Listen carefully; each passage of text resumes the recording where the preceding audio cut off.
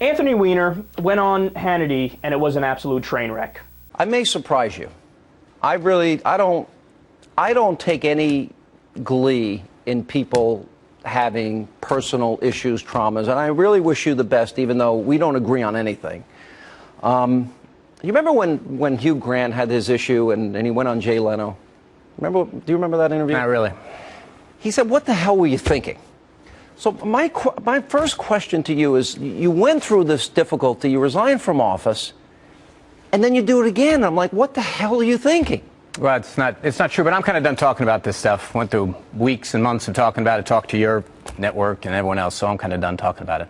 Yeah, but just from a personal standpoint, did you learn something? Are you changing? Look, I went through a long campaign where I let citizens who wanted to ask me about this ask me about it. I found, frankly, they want to talk a lot about health care. They want to talk about the condition of jobs in the city, want to talk about their lives. I think, frankly, a lot of us, sometimes TV hosts are like this, politicians are like this, they think this is all about us. It's not really, it's about their lives. Sure. I think people who watch your show, they're concerned, what's going to happen with their lives and the challenge facing the middle class and those struggling to make it. That's what I'm focused on. That's what I care about. Do you think it's hard to make now, obviously you didn't do well in the mayoral race. Do you think people are unforgiving? You got a very low percentage of the vote. You're doing well until... I don't know. You guys don't stop begging me to come on, so apparently you want to talk to me. I certainly like talking to you. I didn't beg you to come on. We asked you to come on. And by the way, I was kind of surprised you said yes. Well, you asked me about 50 times. We always ask. We ask everybody. I've asked President Obama 1,000 times. So now I'm here and you want to ask me about why I'm here? Well, you invited me. If you don't want me here, I don't have to be here. I'm asking you, do you... Is this really? No, look, everybody knows that you've been through this big thing. Yeah. You've never been on with me in 2 years. I have not spoken to you about it. Here's my question. I have a question. Okay. I thought maybe the reason you're here is because maybe you wanted to transition to television and maybe you're coming on this show in the hopes of replacing Chris Matthews. Nope.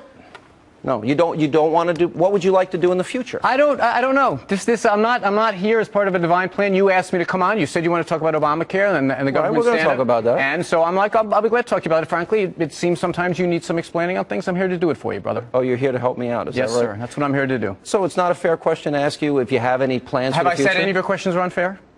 No, I'm trying. Look, Anthony, you're very defensive. I'm not trying to. You want to have a conversation about me. I'm here to talk about because stuff you're going a on in public the figure news. that's been through a big scandal, and whether you like it or not, it's a big issue. I understand you want to talk about me. I was invited on to talk about other things. I asked you one simple question. You're so defensive. Here's the question. What are your plans? You asked me a question, I answered them. What would you like to do? What do you think you might like to do? I don't know. It's only been a couple of weeks since, a month or so since the election. It was a grueling election. I'm getting back in touch with seeing my son every day again and spending some time when I'm not going to subway stops and things like that. And I'm concerned about the middle class and those struggling to make it in my city and in this country. And so I'll find something. You shouldn't worry about it. I have one last question, and I'm going to move on to health care. Okay. Okay. One last question. So Sydney Leathers was on this program, and she said, of all the conservatives in the country, you hated me the most.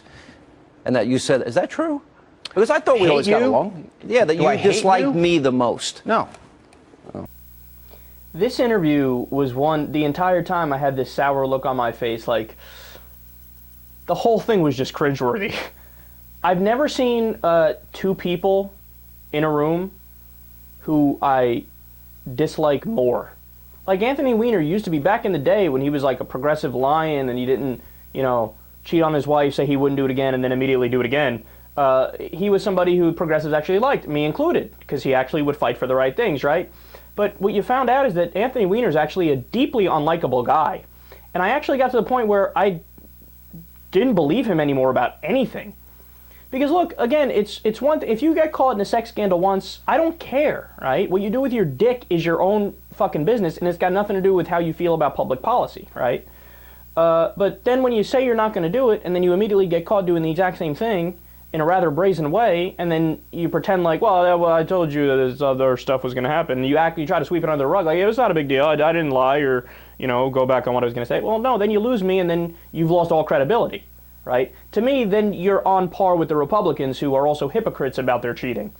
When a Republican cheats, and all the while he's saying, I'm in favor of family values, and he wants to stop gay people from getting married. Meanwhile, he's ruining the sanctity of marriage by blowing dudes in a bathroom, right? So he was on par with those Republicans at that point in time.